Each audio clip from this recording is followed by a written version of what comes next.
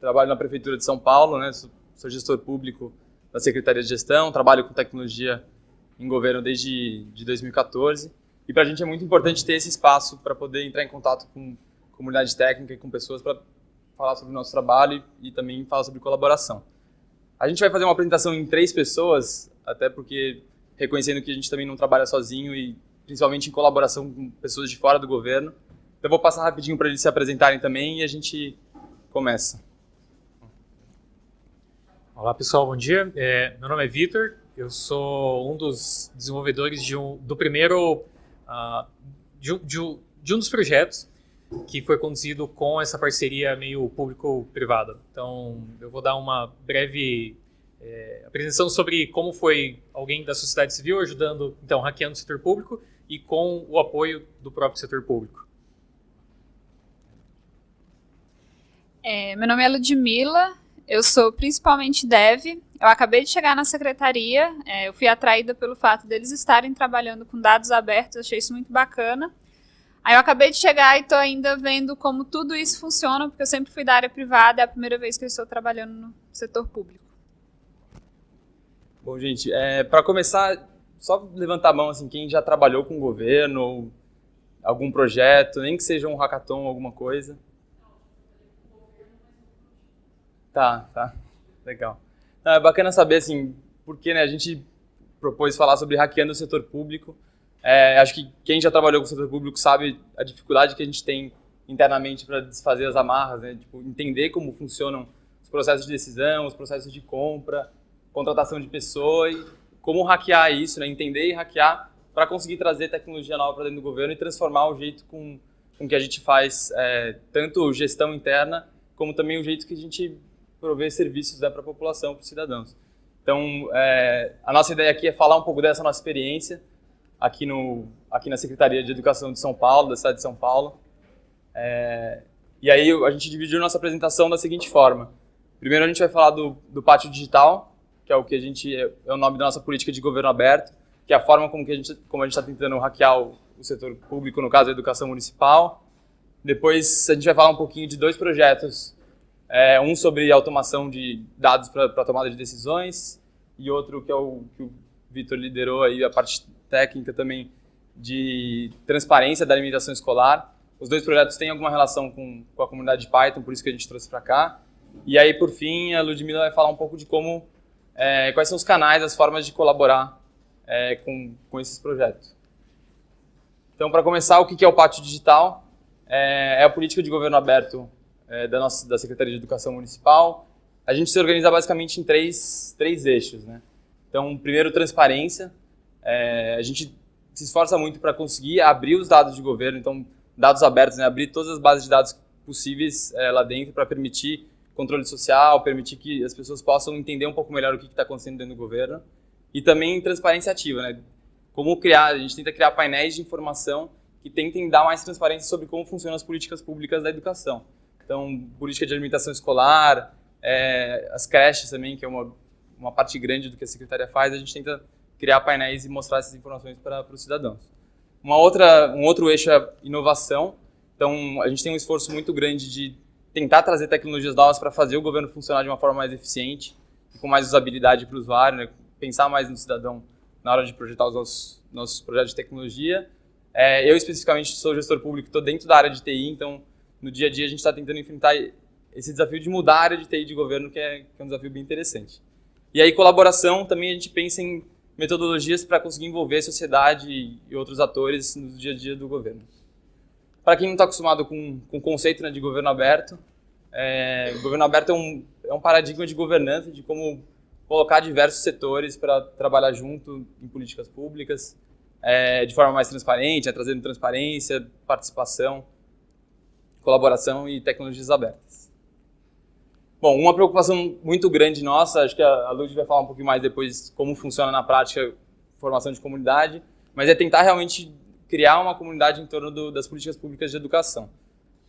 A gente tem uma casa que é da Secretaria, uma casa tombada lá no Pacaembu, que a gente tem usado como base, como lugar para fazer encontros e tal. É a casa que era de um historiador chamado Sérgio Barco de Holanda. Inclusive, tem várias curiosidades sobre a casa o Chico cresceu lá, morou um tempo lá, então é um lugar muito bonito, bem bacana, e a gente usa assim, esse espaço para fazer as nossas atividades de governo aberto. E aí, aqui tem uma foto só para mostrar um pouco como são nossos encontros que a gente faz periodicamente lá na casa. Para terminar, só esse overview, essa fala mais geral sobre o Pátio Digital, isso aqui é um ciclo de inovação que a gente colocou como referência para os nossos projetos.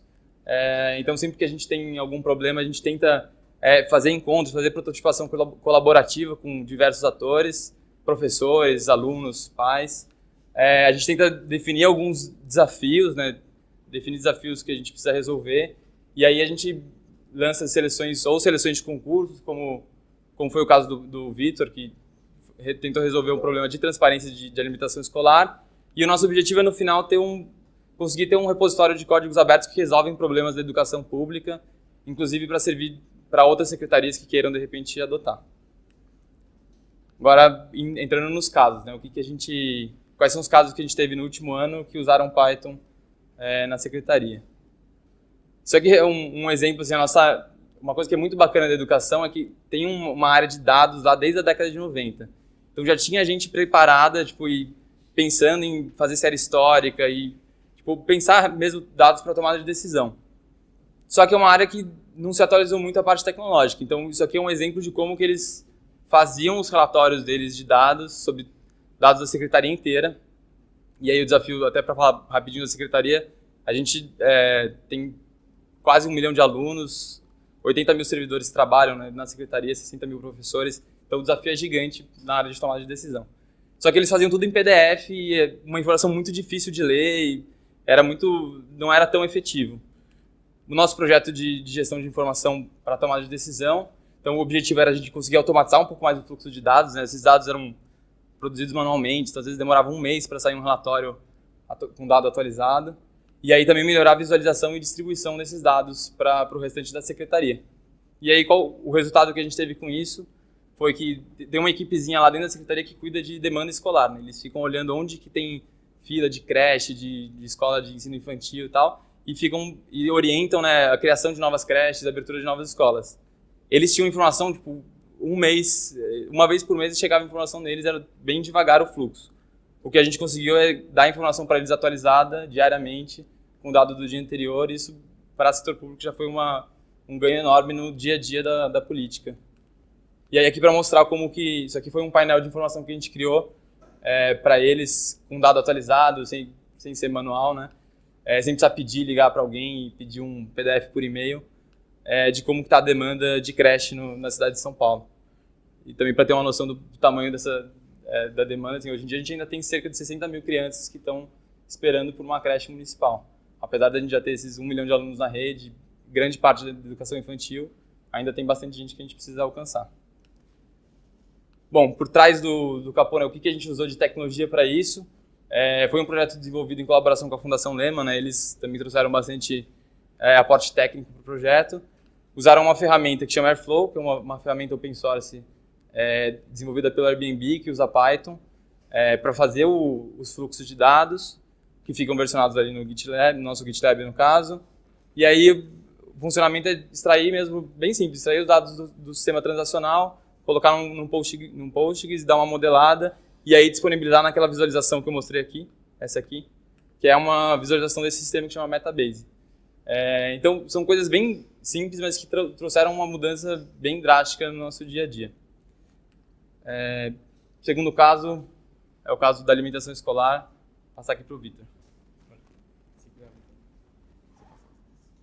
Então, eu queria primeiro agradecer também o Edu pelo convite de participar aqui junto com ele na apresentação, mas dar uma breve contextualizada, né, nesse case, que foi o primeiro case de chamada aberta de inovação mesmo da prefeitura, junto com a sociedade civil. E éramos, então, uma equipe de 4 pessoas. À época, um colega de trabalho trouxe esse assunto, que, né, foi sumariamente ignorado. E até que ao longo dos almoços e dos cafés, a gente foi meio que tomando gosto, ainda mais depois que a gente tomou conta do tamanho desse problema. Então, o objetivo principal era dar transparência, melhorar a transparência, não necessariamente dar transparência, porque, afinal, o cardápio ele é transparente, ele é público. Todos os dias, todas as semanas, é publicado 30 páginas no Diário Oficial do município com a listagem das refeições daquela semana ou daquele mês. Então, não é necessariamente que ninguém sabe o que acontece, mas é simplesmente uma tarefa muito chata de você descobrir o que o seu filho, né, ou o que você, como aluno, vai comer no dia seguinte ou naquela semana. E são 2 milhões de refeições dia. A Secretaria de Educação é o segundo maior orçamento da cidade. São, né, arredondando aqui, 3.300 escolas, quase 1 milhão de alunos. Então, 2 milhões, 12 bi de orçamento ano. Então, é um problema grande. Eu, particularmente, nunca tive a oportunidade de trabalhar com um problema tão grande assim. Então, a gente meio que, né, na época a gente atuava como consultor de inteligência de negócios, vestimos nosso chapéu de consultor e fomos lá fazer o nosso pitch. E então éramos em 3 pessoas, 3 consultores. A gente foi lá conhecer, o pessoal conheceu o pátio, se animou muito com a ideia. A gente foi um dia para casa, fizemos, né, a primeira parte do processo, que era um vídeo de 4 minutos, depois de muita pizza e muita cerveja. E fomos selecionados, então, para uma primeira... passamos por esse pré-filtro, junto com outras 9 equipes, para ir lá fazer mais um encontro. E aí veio o pessoal da Kodai, que é o pessoal que prepara efetivamente os cardápios, entender os desafios, quão realmente desafiador é isso para eles mesmos, e quão manual isso é hoje. E também a gente teve a companhia, por exemplo, de um grupo de estudantes da escola, da rede pública, que inclusive tinha se inscrito no projeto, na competição, mas que por conta da idade, eram todos menores, eles não poderiam participar. Mas então foi, enfim, extremamente interessante e esclarecedor, até por conta, a gente não sabe qual é a realidade, a gente tem algumas premissas, a gente imagina como é, mas tendo lá o pessoal também que sabe como é, a gente também foi muito importante para a gente entender melhor quais eram as necessidades. Então, junto, né, dessas outras, depois desse ponto, então a gente preparou uma proposta junto com essas outras 9 equipes e eventualmente a gente foi selecionado. Mas basicamente, né, a ideia era construir então um site que pudesse melhorar esse acesso à informação de maneira mais direta e como um extra, né, a gente estava discutindo muito isso à época, um robô. Esse robô então ele permitiria que a gente entende que, né, os celulares eles já são 99% das pessoas têm um celular, pelo menos estamos assumindo na cidade de São Paulo, e boa parte deles com algum acesso à internet. Mas um site que seja responsivo, etc., que essa era uma das premissas, não é necessariamente muito leve de se carregar e não necessariamente todo mundo tem um bom plano, uma boa conexão de dados. Mas todo mundo usa o WhatsApp, todo mundo usa SMS, todo mundo usa o Facebook. 80%, pelo menos, a estatística que a gente encontrou, que inclusive, né, mesmo menores de idade, têm uma conta no Facebook. Então, a ideia era meio que preparar esse site, que era o padrão, foi o que todo mundo sugeriu, eventualmente, que melhorasse esse acesso à informação, mas também como um extra, esse robô que pudesse responder de forma mais facilitar esse acesso, né? Num site eu teria que encontrar a escola, etc. E com o robô eu poderia simplesmente perguntar. Eu acho que essa também é uma das tendências, é um dos hypes. E a gente falou, bom, por que não? Então, essa foi a nossa proposta. A gente, né, desenvolveria um site e também um robô. Nesse momento também a gente então chamou um quarto integrante, que era um publicitário, designer, e foi ele que, obviamente, fez esse negócio bonito, porque desenvolvedor nenhum, na minha opinião, sabe fazer um negócio tão bonito desse. E ele também, né, escalou um redator para ajudar e deu esse nome extremamente sensacional, chamado Prata Aberta. Então, comida boa não tem segredo. As premissas que a gente tinha à época, né, que a gente foi, né, discutindo com o pessoal da prefeitura, era que a gente teria 3 meses para desenvolver, para carregar esse projeto. Então, não necessariamente a gente, né, teria um tempo, tipo, a gente teria que escalar o tamanho do projeto e a complexidade dele para caber nesse tempo, e todos os integrantes continuavam no seu trabalho das 9 às 6. Então, tudo isso foi feito meio que à base de muita cerveja e café também. E o robô também a gente não queria trazer muita complexidade. Então, a gente simplesmente cortou o problema, mas a questão da inteligência artificial, de tentar entender o que o usuário ia querer falar. Muitas vezes eles, né, poderiam fazer perguntas totalmente aleatórias, que seria muito difícil a complexidade de fazer isso. E então a gente construiu, a gente, né, decidiu simplificar, até para também simplificar um pouco a infraestrutura e a complexidade da eventual gestão pela própria prefeitura, né, a continuidade e o desenvolvimento disso pela própria prefeitura.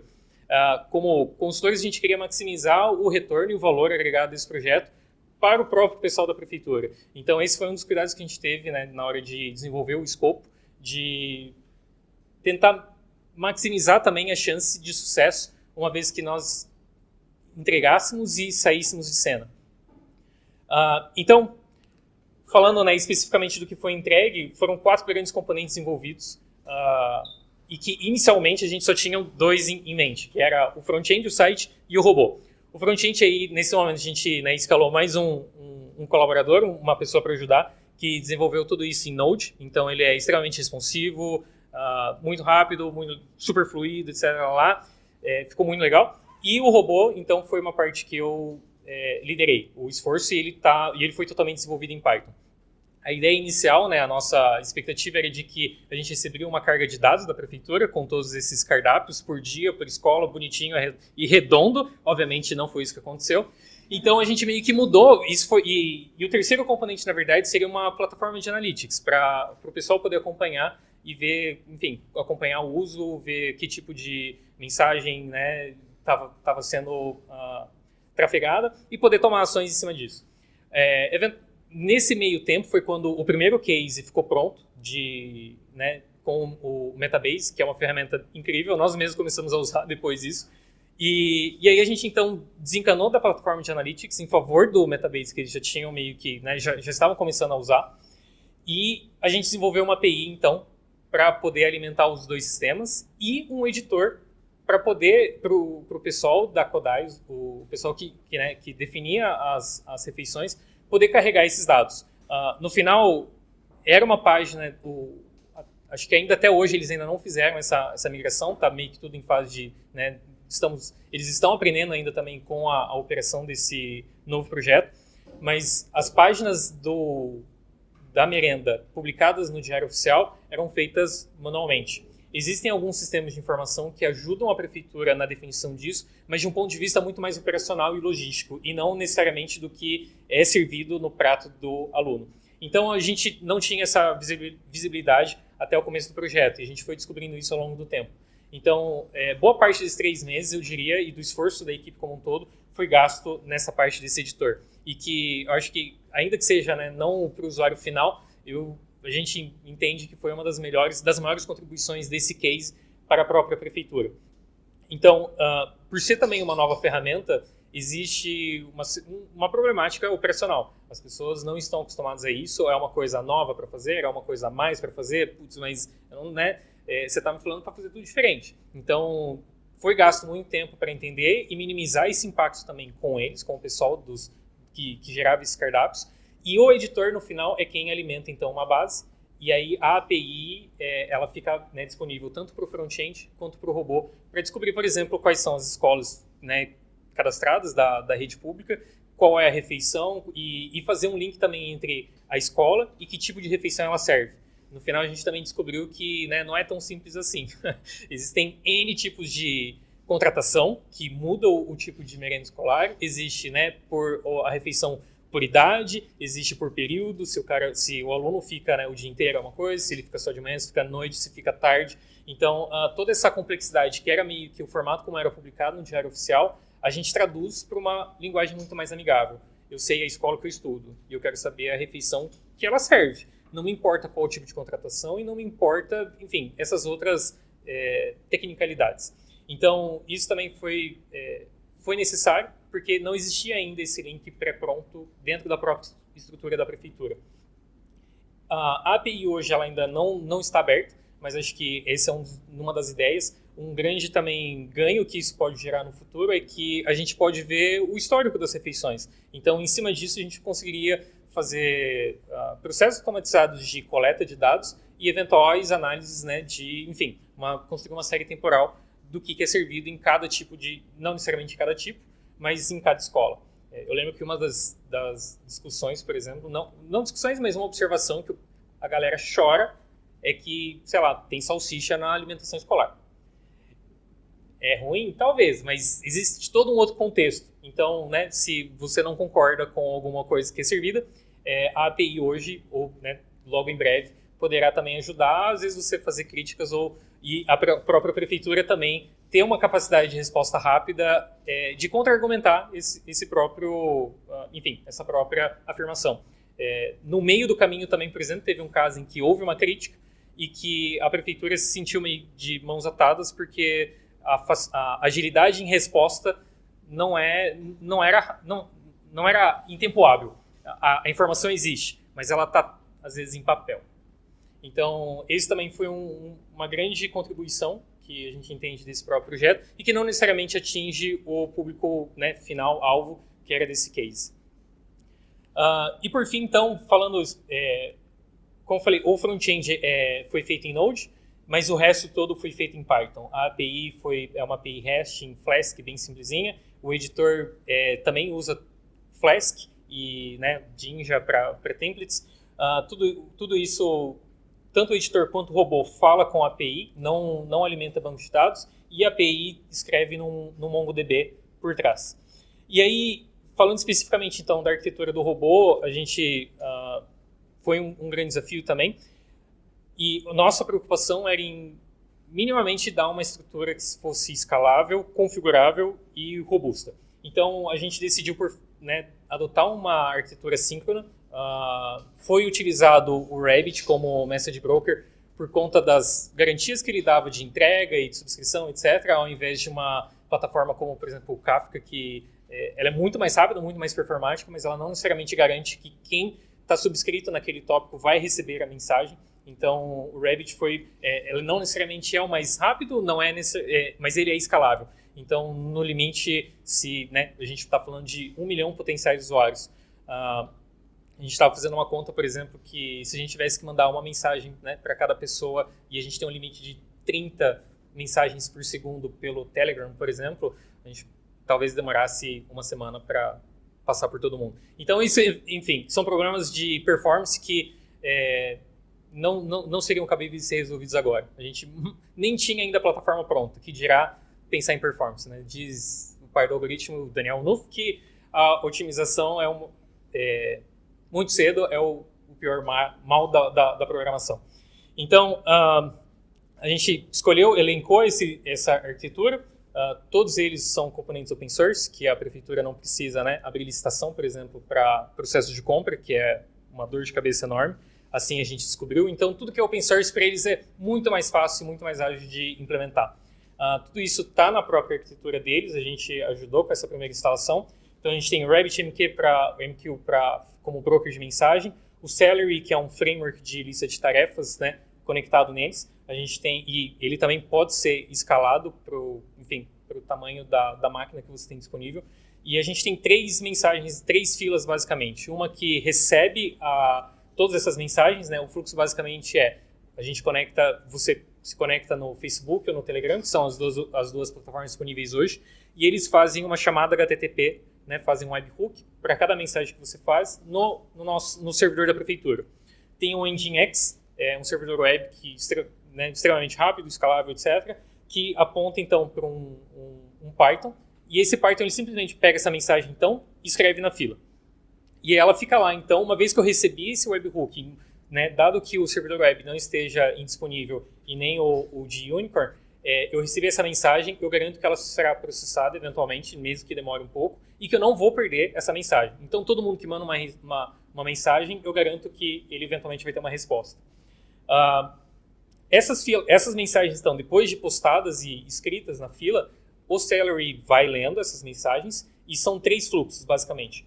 O principal deles é o que processa essas mensagens de entrada, e aí faz o seu roteamento. É um robô baseado em regras, então a gente não tem nenhuma inteligência de interpretação. E ele também é configurável. É basicamente um dicionário. Eu dou um jeito de descobrir qual o fluxo que o usuário está discutindo naquele momento. São basicamente 3 fluxos que a gente desenvolveu. Um é qual é a refeição. Gostaria de fazer uma avaliação. E, por favor, me avise todos os dias de manhã a refeição dessa escola que eu escolhi. Então, para esses dois fluxos, né, que é basicamente pergunta e resposta, a gente tem um fluxo de mensagem e o Celery, né, vai guardando então um estado no nosso banco para saber em que ponto da conversa está. Para eu saber, por exemplo, para eu te responder qual a refeição na escola que você está perguntando, eu tenho que saber então qual é a escola que você quer, qual a sua idade e qual o dia, basicamente. Então eu tenho uma máquina, meio que uma máquina de estado, que vai guardando, né, e dependendo da resposta eu vou fazendo novas perguntas. E depois eu tenho duas outras filas, que é especificamente para fazer o disparo da resposta. Então, essa também decisão foi tomada para, justamente no processo de subscrição, em que fala, putz, me avisa todos os dias, eu não preciso, eu posso fazer uso do próprio engine para, eu gero, é como se eu gerasse uma mensagem, né, como se todo dia de manhã você mandasse uma mensagem com todas aquelas informações e eu simplesmente te disparo de volta na plataforma que você se inscreveu. E se amanhã o WhatsApp também resolver disponibilizar uma API, eu simplesmente crio, então, uma nova fila especificamente para o WhatsApp. Ou se você quiser fazer um outro canal por SMS ou por e-mail, também é possível através, então, eu só vou especificar mais uma fila e um códigozinho que faça, né, toda essa lógica específica para aquele canal. Então, é isso. Basicamente, essa é a arquitetura. A Ludmila também vai falar sobre isso, mas tudo isso, todos esses 4 componentes, eles estão disponíveis no Git da própria prefeitura. Se vocês quiserem instalar, abrir por request, etc., fiquem à vontade. Ou simplesmente falar mal, falar, cara, você não manja nada. A gente também aceita. Valeu. Eu vou falar um pouco das oportunidades de colaboração com o Pátio Digital. O que é o Pátio Digital? Ele é um projeto dentro da Secretaria. Então, quem colabora para o Pátio também colabora para a Secretaria de Educação. Esse é o ecossistema que nós pensamos das pessoas e comunidades que podem ajudar na melhoria da educação pública. Que é isso que a gente quer, no final das contas. Tudo isso que a gente faz é para melhorar o serviço de educação pública, que a cidade de São Paulo fornece. Os pesquisadores e jornalistas, eles podem ter mais acesso aos dados através de iniciativas como a nossa. Eu falo isso porque, assim, nós trabalhamos lá na UNB durante mais ou menos uns 4 anos com projetos de dados abertos, ninguém sabia o que era, e hoje tem mais de 20 projetos dentro da universidade, assim, alguns que deram muito certo, alguns que não tem ninguém ajudando, eles não conseguiram montar a comunidade, mas é muito bom ter mais acesso. Jornalistas e pesquisadores, eles vão lá bater na porta, pedir dados, isso é muito bacana. As startups de educação, elas podem criar mais conexões através dessas iniciativas. A comunidade educacional, ela pode oferecer melhores serviços, que é o que todo mundo vai conseguir enxergar. E pode acontecer também o que o Vitor falou, que o editor, ele melhorou um serviço interno da Secretaria de Educação. Isso também pode acontecer. E a sociedade civil organizada, que somos todos nós, a gente consegue ter um controle social maior. Por exemplo, o Serenata de Amor, como que ele cresceu? Ele começou lá pequenininho, ele faz um pouco de crawler, ele mexe com dados abertos, mas ele proporciona para a sociedade toda fazer um controle social. E é muito bom isso também na área da educação, porque tem dados de quanto que a prefeitura gasta com merenda, qual o valor total, e assim, dá para saber se tem alguma coisa não batendo, mas precisa alguém ir lá, olhar, criar uma aplicação, ou nós mesmos, assim, nós estamos todos abertos a sugestões, e os gestores públicos, eles podem replicar as coisas que estão dando certo na Secretaria Municipal daqui de São Paulo. A Prefeitura de Teresina, por exemplo, assim que todos os códigos, assim, quase todos os códigos estão abertos, a gente está abrindo, assim, à medida do possível, os códigos da Secretaria de Educação, e a Prefeitura de Teresina entrou em contato conosco para utilizar um programa de avaliação que foi aberto, assim. Então, é bacana, se dá certo aqui, pode dar certo em outro lugar. E aí agora eu vou falar das maneiras de se conectar conosco. Nós estamos no Telegram, o grupo é bem bacana, tem bastante informação, o pessoal conversa muito, dá sugestão, reclama. Por exemplo, ontem o servidor caiu, então tinha algumas coisas que não estavam funcionando. É bem legal, assim. A gente está no Telegram, a gente tem a nossa comunidade de Meetup, que é que o Eduardo falou no começo, que são encontros abertos a cada 15 dias lá na Casa do Pátio, é perto do metrô, então dá para ir, assim. E é bem bacana porque é um espaço muito bom para... eu queria que esse dado tivesse aberto. Lá tem quem pode te ouvir e fazer isso por você. Eu queria que eu vi que essa aplicação não está funcionando. Tem atividades, tem bastante coisa, é um lugar maravilhoso, assim, faz o pátio crescer, faz a secretaria crescer, e tem pizza. Então, se você tiver com muita fome, você pode chegar lá correndo, assim. A pizza é antes de começar as atividades, é bem legal, nós já temos mais de 600 pessoas. E assim, você pode perguntar no grupo do Telegram, você pode perguntar lá, você pode entrar na plataforma do Meetup mesmo, e tem as informações lá. E a parte assim, mais importante para a gente é que recurso público retorna ao público, porque abrir os códigos, todos os repositórios da secretaria, ele é, antes de tudo, a iniciativa de transparência. Todos os repositórios estão super preparados para receber contribuição da comunidade? Ainda não. Assim que eu cheguei, eu passei o olho em todos os repositórios, fiz análise estática, fiz todas as coisas para ver em que pé estão cada um dos repositórios, qual que é bom para quem está começando a contribuir com software livre, começar para ver como é que é. Tem alguns que são mais complexos, que você precisa entender um pouco mais da secretaria, mas é muito importante para a gente criar uma comunidade, porque a secretaria tem muito software, acontece de ter muito contrato, e assim, acabou o contrato, todo mundo vira as costas e ter que manter tudo sozinho é um pouco complicado. E tem iniciativas como o Prato, por exemplo. Eu mesmo já participei de hackathon, e assim, depois que a gente entregou o produto, entregou o software, o pessoal vinha atrás da galera que participou. Galera, continua, não deixa o software morrer. E acontece muito de abrir concurso, a galera faz, recebe o dinheiro ou o prêmio e nunca mais abre o repositório. E não é isso que a gente quer. A gente quer que as pessoas contribuam mesmo, façam parte, para ver para onde está indo mesmo o recurso público. Assim, é bem bacana, são diversas maneiras. Os repositórios estão todos abertos, os que estão abertos estão todos no repositório da prefeitura. Atualmente já tem até quanto tempo você demora, mais ou menos, para conseguir fazer o código ficar melhor, sair de uma nota ruim para uma nota boa. A gente está preparando regras de contribuição, assim. O Prato é muito bom para você começar a contribuir, para quem nunca contribuiu com software livre, porque tem a parte do Python, que é o foco aqui, mas tem também a parte do front, que é um front bacana, que usa a API do Google Maps, que quase todo mundo já está mais familiarizado, assim. Pelo menos eu tive que usar a API do Google Maps ao longo da minha vida muitas vezes. Então, é basicamente isso. Cria um fork, manda os pull requests, eu vou revisar, eu sou legal, eu vou te dar feedback se o seu código tá bacana, se não tá. Quem não quer, assim, de cara começar a contribuir, se você tenta subir pelo menos uma aplicação e passa o feedback de se foi fácil ou foi difícil subir aquela aplicação, quais os passos que está no README do GitHub que não deram certo para você e o que você fez para contornar, já ajuda bastante, assim. É basicamente isso. A gente também está em busca de parcerias e nós aceitamos tudo, menos dinheiro, então isso é muito bacana. Você pode doar cadeira para a Casa do Pátio, a gente aceita, puff, Kanban, levar post-it, você pode contribuir com serviço também. Se você sabe alguma coisa e fala, vou contribuir com Python para vocês, vou manter uma das aplicações, assim, e aparece que você é um dos parceiros do Pátio lá. A gente troca, você doa e a gente faz uma publicidade do bem para você. E tem a parte de inovação, que é quando abre concurso e suporte de aplicações. Foi assim que é o primeiro case é o Prato.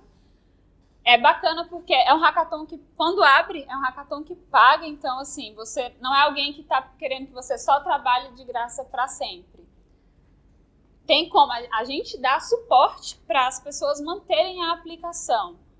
Os concursos de inovação, o Prato foi o primeiro, está sempre divulgado no Pátio, sempre que tiver.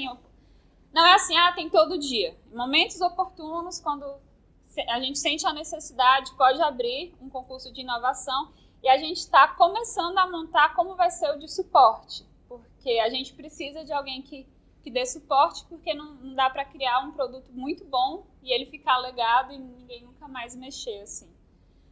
E nós somos da Secretaria de Educação, esse é o Pátio, estamos abertos a sugestões, críticas, perguntas, o que vocês quiserem saber. Tá todo mundo esperando muito, assim, que é difícil abrir no governo. Eu cheguei do setor privado, então eu queria fazer tudo ao mesmo tempo e não dá. Mas é muito importante já a iniciativa de deixar tudo aberto e a gente está esperando por vocês. Qualquer dúvida, podem perguntar para o Edu.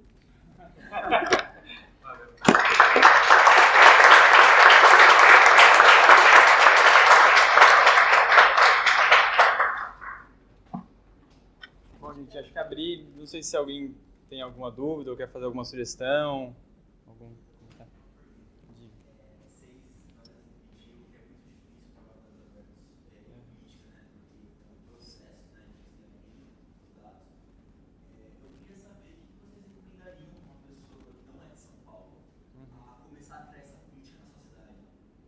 Legal. Então, do ponto de vista de quem consome o dado...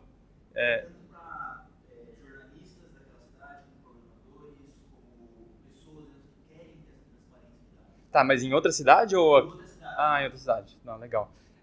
Eu acho assim, o que é, pelo menos no nosso caso, né? Eu sou servidor público concursado mesmo da prefeitura e também não estou sozinho nessa política de governo aberto. Tem, por exemplo, a Fernanda, que é uma outra servidora também da mesma carreira que eu, que também valoriza muito a transparência e dados abertos.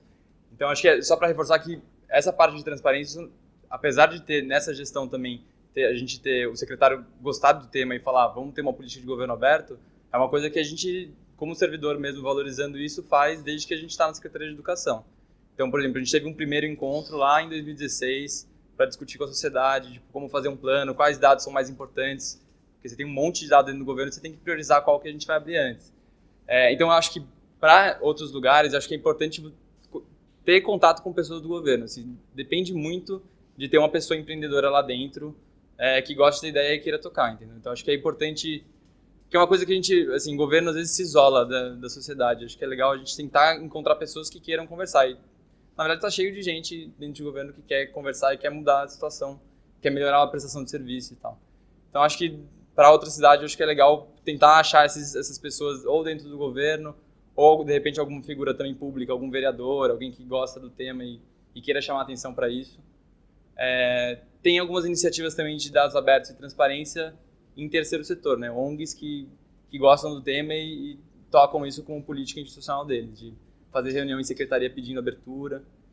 E acho que mais um lugar que talvez valha a pena, tem uma ferramenta, eu sou formado em Direito, como graduação, né, e tenho mestrado em Administração Pública, mas tem uma ferramenta jurídica muito importante que é a Lei de Acesso à Informação. Então, desde 2011, a gente tem a possibilidade de pedir dados e informações para os governos e tem prazos. As pessoas... É realmente uma lei, um processo que está dentro das administrações. Então, vale a pena pedir dados e dialogar com as pessoas que estão lá dentro que vão responder. Eu queria fazer um adendo. Como sociedade, eu não sou do direito, eu sou dev, espero que engenheira de software daqui uns dias, porque eu quero colar grau o mais rápido possível. É para ser dia 20 de abril, eu não aguento mais, a graduação é complicada, mas enfim, foi dentro da graduação que eu tive acesso pela primeira vez. A gente tinha um professor muito, muito entusiasta, assim, de tudo. Então, ele queria aplicar métodos ágeis dentro da universidade na prática, assim, com desenvolvimento. Então, o que ele fez? Ele falou, poxa, eu não posso só jogar métodos ágeis para a galera. E ainda mais que ele queria a parte prática. Ele descobriu sobre a lei, ele foi no dados.gov, que é um lugar que tem, assim, todos os dados possíveis, e ele montou, o desafio era, vocês têm que criar uma aplicação que usam dados abertos, assim. E foi 2 anos rodando essa metodologia. E na UNB, no meu campus especificamente, não tem um aluno de engenharia de software que não saiba o que é dados abertos. Então, foi como eu tive o meu primeiro contato. E foi por isso que eu vim parar aqui. Então, tem isso também. Dentro da universidade, projetos práticos também podem incentivar os programadores.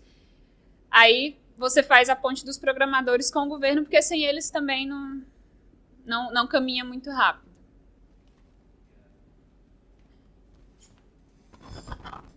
Quais são as perspectivas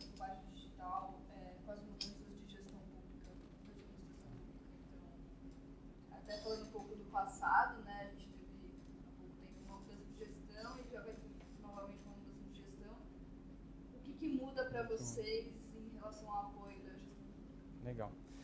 Então, acho que um primeiro ponto que eu acho que é legal falar, assim, repetir, mas assim, a gente é servidor público concursado de lá, então, mesmo que a gente começou uma política de abertura de dados, no final do governo anterior a gente publicou uma política institucional de dados abertos, e na mudança, acho que também a gente teve sorte de ter um secretário que compra a pauta e gosta, e ele deu continuidade e até ampliou para uma política de governo aberto, não só de dados e transparência.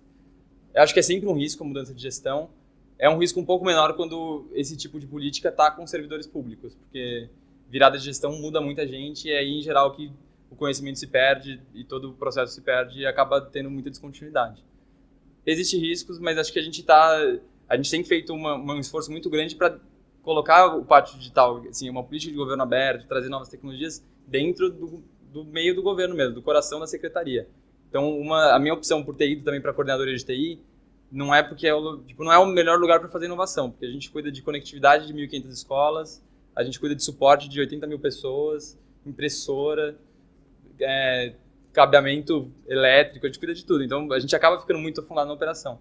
Mas, por outro lado, a gente está conseguindo fazer um contrato de desenvolvimento que possivelmente, se sair, acho que no final do mês, a previsão, já estou 2 anos trabalhando nessa licitação, a gente vai conseguir ter um contrato com pessoas, mão de obra qualificada, desenvolver qualquer tecnologia, desenvolver com desenvolvimento ágil, e aí acho que as coisas começam a entrar mesmo no coração do governo. A gente conseguir desenvolver no GitHub, não só fazer concursos com pessoas que querem fazer coisas diferentes e depois não conseguir levar isso para a área de TI de verdade. Então, acho que, resumindo, acho que a nossa tentativa de levar mesmo para o funcionamento do dia a dia do governo é uma tentativa de não deixar isso se perder numa eventual mudança de gestão. Acabou nosso tempo. Valeu.